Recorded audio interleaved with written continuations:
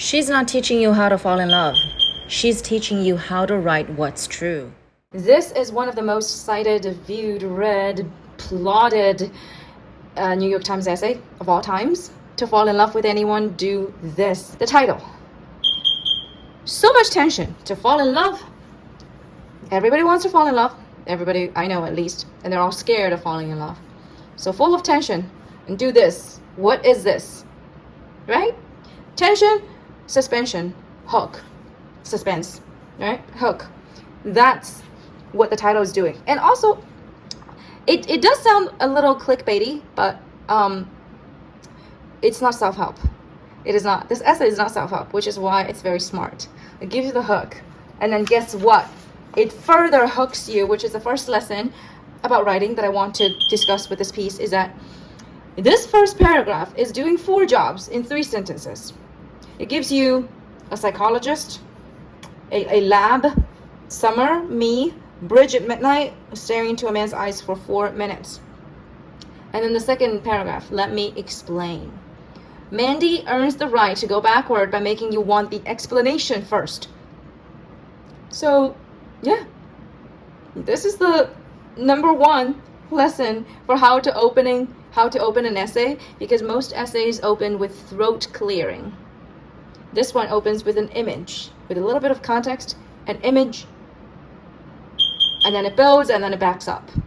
Right? That's the most stealable thing in the piece. And as artists, we need to steal. So steal this kind of opening first. Experiment, experience, explanation, and this whole thing. So now it starts explaining. Then it's all the context, right? It's all about how she got to that place. Here's the thing. This is lesson number 2 I'm about to unfold, is that the meaning starts to drop and the body arrives. The meaning, you already know that this is an essay about falling in love. Well, we don't know. We know it's an experiment. Now we're having this experience, right? She's building it up by the narrative of how this goes, how this progresses. They began innocuously, they quickly became probing, right? All that. And then the meanings start to drop and the body comes into the scene. I sat alone at our table, aware of my surroundings for the first time in an hour. This sentence pulls you back in your body. All of those things are words. They are exchanging their phones, asking each other questions. That's a very cerebral thing, and now she's back in her body. I didn't notice as the crowd thinned and the night got late. Now we are starting to drop into the present moment, into this experience, right? The moments I found most uncomfortable. Now we are getting into rich territory. We're talking about discomfort. Tell your partner what you like about them. Ooh. Be very honest this time. Saying things you might not say to someone you've just met, right? So all that, they finished at midnight, taking longer.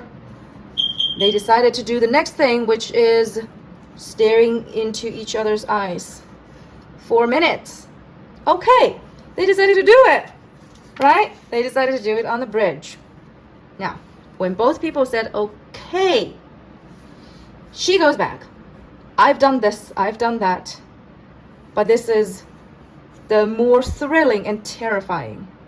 These 2 things do coexist, which is exactly what I said about falling in love. Everybody wants to fall in love. Everybody's scared of falling in love because it is indeed the most thrilling and terrifying experiences. I spent the first couple of minutes just trying to breathe properly. This is, I would say, one of the most honest sentences I've read. Just to breathe properly. And then they settled in. Okay. Then she gives you a somewhat cliche thing to say. I know the eyes are the windows to the soul or whatever. Who says this? She threw it out and then she says, but. Yeah, she gave it away and then she says, okay. I am really doing this and this is really what I'm experiencing. It was seeing someone really seeing me. That's the intimate part. So she's telling you, yeah, I have this cliche. But here's the real deal. This is the real deal, right? What is the real deal? It's here. With the eye, it's a clump of very useful cells. Look, now we're looking at cells. Now we're looking at the biology at the most sensory, minutiate description of eyes. Biological reality, right? The spherical nature of the eyeball, the musculature of the iris, smooth wet glass of the cornea, strange and exquisite. It doesn't matter. She can go without this sentence. When the timer buzzed, I was surprised. Now we are back. Remember, this is the paragraph where she got lost. She's completely lost, and she got lost in those eyes, and then she got pulled back into the scene because the timer buzzed. This whole three, four paragraphs, body. So she would go into the intellectual details and back in the body, always in the body. Oh, surreal, unreliable, right?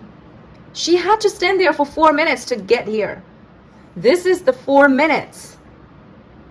The most thrilling work she did, thrilling experience and scary experience she had, 4 full minutes, and then she got here. And she earned it by telling you that, by how this whole thing unfolds, right? So she spends the whole piece thinking, and the payoff is really the moment she stops. This is where the payoff is, right?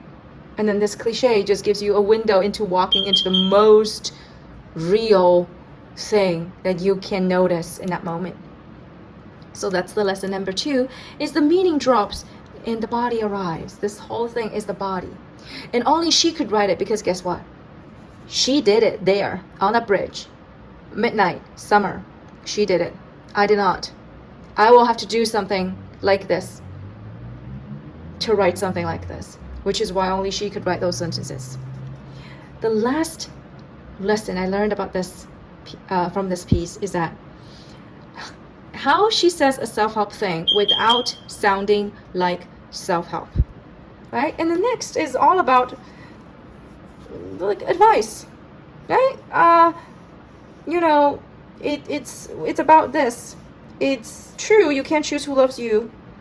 You can't create romantic feelings based on convenience alone. Like, these all sounds like advice, sounds like self-help. But the next thing, she says, I've begun to think love is a more pliable thing than we make it out to be. And then she tells you that yes, they did fall in love, although they might have done that without the study. And then she concluded with this one sentence: it didn't happen. It's a choice. It didn't happen. It's a choice. Now, of course, this sounds like self-help in a way, right? We always say love is a choice. But the thing is, she didn't just say it. She arrived here. Why is this a choice? Because they chose to do the 36 questions and the 4 minutes of staring into each other. And that's not an easy thing to do. I have not done them. I don't know if you have, right? So it's not easy. It is advice, sure, structurally, but it also doesn't read as advice because she's earned it, right? She's earned it with this experience. So here's the lesson, is that you can say the helpful thing if you say it about yourself after you've paid for it and without the imperative mood. She earned this advice and she dropped the imperative. She didn't say you should. And even in the title, she says do this.